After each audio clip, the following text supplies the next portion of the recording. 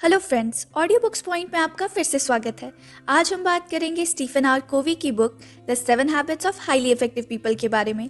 सबसे पहले 1989 में ये बुक प्रकाशित हुई थी और आज 3 दशक बीत जाने के बाद भी ये बुक दुनिया की बेस्ट सेल्फ हेल्प बुक्स में आती हैं।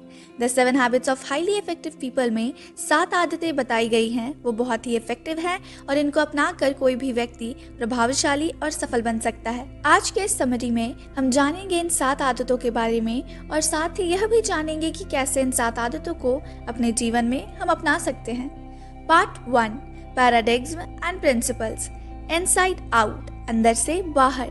बहुत से लोग ऐसे हैं जो अपने कार्य क्षेत्र में तो बहुत सफल हैं, परंतु अपने पारिवारिक जीवन में बेहद ही असफल।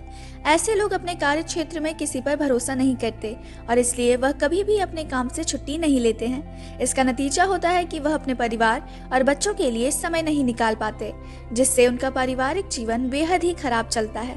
बाहर से ऐसे लोग तो बहुत सफल दिखते हैं, परंतु अंदर से टूटने की कगार पर होते हैं। उनका वैवाहिक जीवन बिखर रहा होता है, उनके बच्चे उनसे बात नहीं करते, ऐसे लोगों का कोई दोस्त भी नहीं होता है और अंत में उनका पूरा जीवन बिखर जाता है। ऐसी समस्याएं बहुत गहरी और कष्टकारी है और इनका कोई क्विक फिक्स हल नहीं निकाला जा सकता है। ऐसी परिस्थितियों को बदलने के लिए हमें अपने आप को और अपने परसेप्शन को बदलना होता है। 1920 से पहले चरित्र आधारित एथिक्स को सफलता का आधार माना जाता था। इसके अंतर्गत विनम्रता, साहस, सत्य, निष्ठा आदि गुण आते थे, परंतु प्रथम विश्व युद्ध के बाद सफलता का आधार व्यक्तित्व आधारित एथिक्स हो गया।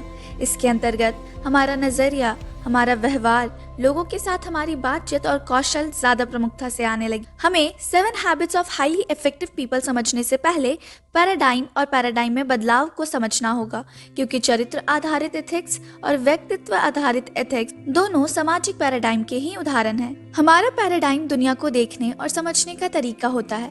किसी चीज को देखकर हम क्या समझते हैं, यह हमारे पैराडाइम पर ही निर्भर करता है।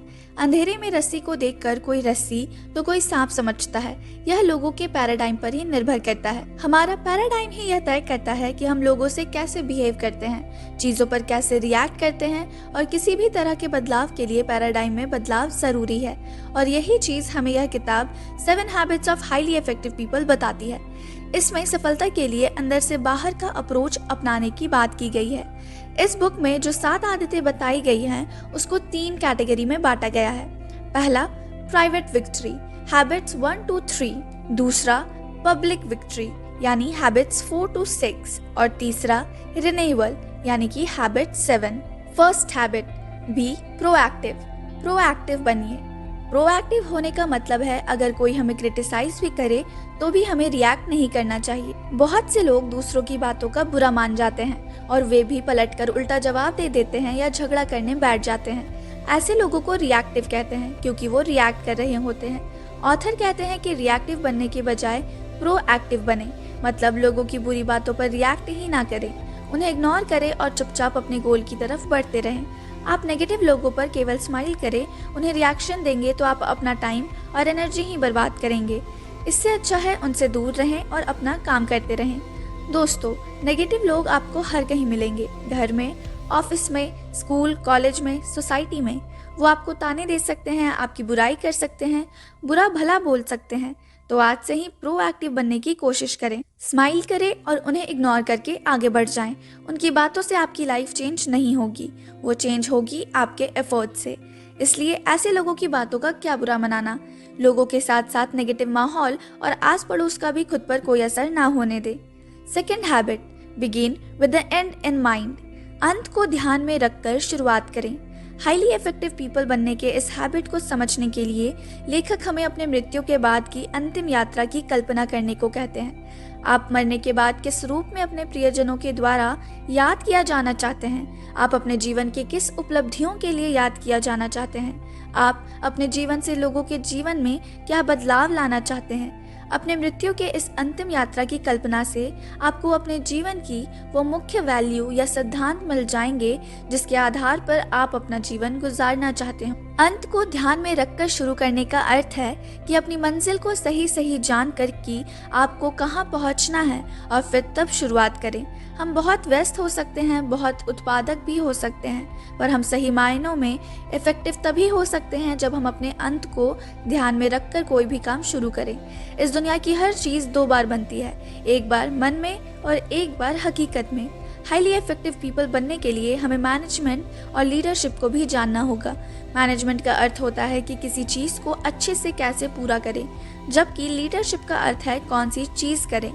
हाईली इफेक्टिव बनने के लिए लीडरशिप को पहले आना चाहिए और फिर बाद में मैनेजमेंट को। लेखक कहते हैं कि अंत को ध्यान में रखकर शुरू करने का सबसे अच्छा तरीका है कि आप अपना एक पर्सनल मिशन स्टेटमेंट बनाएं। आपका पर्सनल मिशन स्टेटमेंट 3 चीज़ों पर केंद्रित होना चाहिए। आप कैसा बनना चाहते हैं, यानी आपका चरित्र।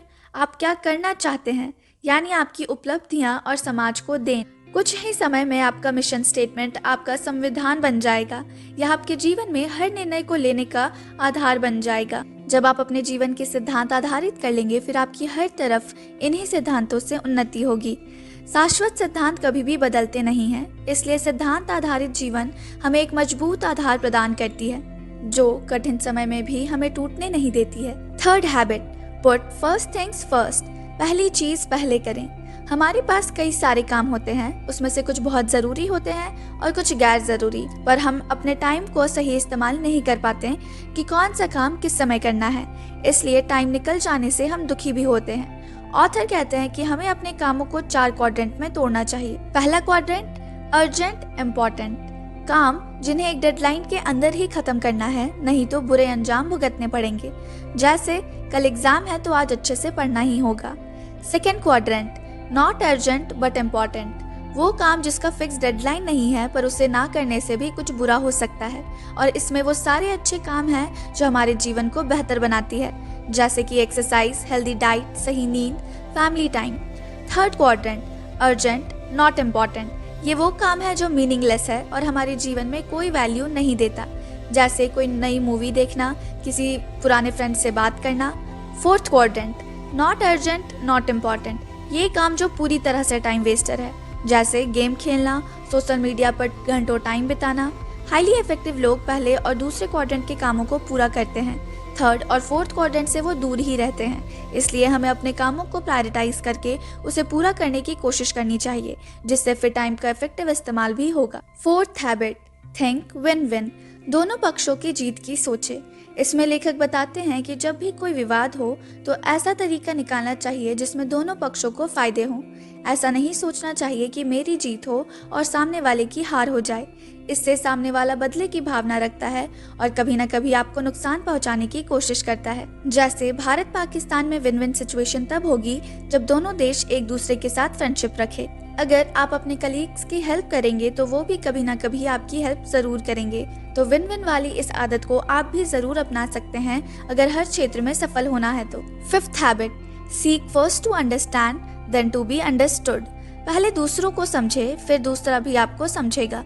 हाईली इफेक्टिव लोगों की 5वीं आदत कहती है कि पहले आपको दूसरों की बातों को तत्पर होकर और सहानुभूति पूर्वक सुनना चाहिए, उसके बाद अपनी बात रखनी चाहिए। हमेशा बातों को समझने के लिए तत्परता से सुनिए, ना कि बातों का जवाब देने के लिए। ऐसा करके आप लोगों का विश्वास और सम्मान हासिल कर पाते हैं। दूसरों को अच्छे से सुनने और समझने के लिए आपको खुले दिमाग वाला इंसान बनना होगा। आपको दूसरों के बारे में किसी प्रकार की भी धारणा या मन में पहले से कल्पना नहीं करनी चाहिए। ऐसा करके आप अच्छा संवाद कायम कर पाते हैं और गहरे संबंध बना पाते हैं। दूसरों को अच्छे से सुनने के लिए लेखक सहानुभूतिपूर्ण श्रोता बनने की सलाह देते हैं। जब आप ऐसा करते हैं तब आप सामने वाले की मनोस्थिति को समझते हैं और फिर दुनिया को उसी तरह देखते और महसूस करते हैं जैसा सामने वाला बताता है। सहानुभूतिपूर्ण श्रोता बनने से आप वास्तविकता की सही तस्वीर देख पाते हैं। जब आप लोगों को समझने के लिए सुनते हैं तब आपको आश्चर्य होगा कि कितनी जल्दी लोग आपके सामने दिल खोलकर सब कुछ बयां कर देते हैं। एक बार जब आप सामने वाले की बात को अच्छी तरह समझ लेते हैं तो अगला कदम होता है अपनी बात सामने वाले के समक्ष रखना और उन्हें समझाना। ऐसा करने के लिए आप में साहस होना चाहिए। जब आप सहानुभूतिपूर्ण तरीके से सामने वालों को सुन लेते हैं तब आप अपनी बात भी सामने वाले वक्ता के पैराडाइम के अनुसार ही रखते हैं और समझते हैं। ऐसा करने से आपके विचारों की विश्वसनीयता काफ़ी बढ़ जाती है, क्योंकि आप अपने ऑडियंस से उसी भाषा में बात करते हैं जिस भाषा को आपकी ऑडियंस समझती है। 6th हैबिट, सनराइज, सहयोग करना, तालमेल बिठाना। सनराइज का सीधा सा मतलब है टीम में कोऑपरेट करना सीखे। एकता में शक्ति वाली बात तो आपने सुनी ही होगी। किसी भी कंपनी में कोई भी आदमी सारा प्रोजेक्ट अकेले नहीं कर सकता, पूरी टीम को एकजुट होकर काम करना पड़ता है। यदि आप बॉस का फेवरेट बनने के लिए टीम से अलग होकर कुछ करेंगे तो टीम का आप पर से भरोसा उठ जाएगा। आगे चलकर नुकसान आपका ही होगा क्योंकि आपकी रेप्यूटेशन खराब हो जाएगी। इसलिए टीम के साथ मिलजुल कर ही काम करें। फैमिली में भी मेल मिलाप से रहें क्योंकि बुरे वक्त में फैमिली ही काम आएगी। 7th habit, sharpen the Shaw, कुल्हाड़ी की धार तेज करें। लेखक बताते हैं कि हमें अपनी स्किल को इम्प्रूव करते रहना चाहिए, नहीं तो उसमें जंग लग जाएगा और आप सफलता प्राप्त नहीं कर पाएंगे। फिजिकली फिट रहना है तो रेगुलर एक्सरसाइज करिए। सोशली फिट रहने के लिए समाज सेवा करते रहना चाहिए। स्पिरिचुअली फिट रहने के लिए मेडिटेशन, योग, वर्शिप आदि करते रहना चाहिए। खुश रहने के लिए कोई हॉबी सीखते रहें, जैसे गिटार बजाना, स्विमिंग सीखना आदि। इसके साथ साथ अपनी प्रोफेशनल स्किल्स से रिलेटेड फील्ड्स को भी सीखते रहना चाहिए ताकि आपको हर चीज़ की जानकारी हो और आप अप टू डेट रह सकें। इससे कोई भी आपको मूर्ख नहीं बना पाएगा। जैसे कंपनी के मालिक हैं तो तरह तरह के कोर्स लेते रहें, जैसे MBA, finance courses, marketing courses, personality development courses, public speaking courses इत्यादि। कहने का मतलब है इंसान को कभी भी रुकना नहीं चाहिए, हर उम्र में कुछ ना कुछ सीख सकते हैं। इस पुस्तक में बताए गए प्रथम 6 आदत में सफल होने के लिए अपनी कुल्हाड़ी की धार को हमेशा तेज करते रहना बहुत ज़रूरी है। अगर हम शारीरिक, मानसिक, आध्यात्मिक और सामाजिक रूप से स्वस्थ नहीं रहेंगे तो हमारा इफेक्टिव होना बहुत मुश्किल हो जाएगा। तो ये थी 7 habits of highly effective people. इन 7 आदतों को अपनाकर आप भी सफल इंसान बन सकते हैं। आशा करती हूँ आपको ये बुक समरी अच्छी लगी होगी। ऐसे ही और बेहतरीन बुक समरीज के लिए ऑडियो बुक्स पॉइंट को सब्सक्राइब करें और वीडियो को लाइक करें। Thank you.